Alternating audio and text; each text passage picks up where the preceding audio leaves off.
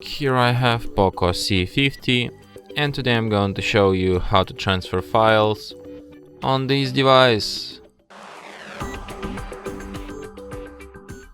So firstly you have to open Files application so you can transfer downloads, images, videos, audios, documents and others, and also apps. So let's transfer some images.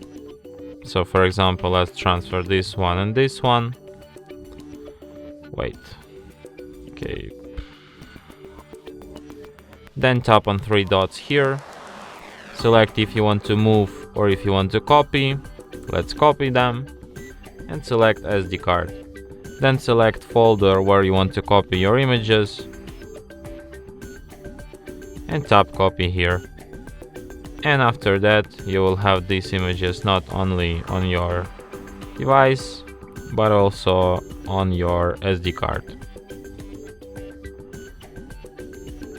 Just like this. And that's it. Thanks for watching. If you find this tutorial useful, don't forget to hit that like button and subscribe to our channel.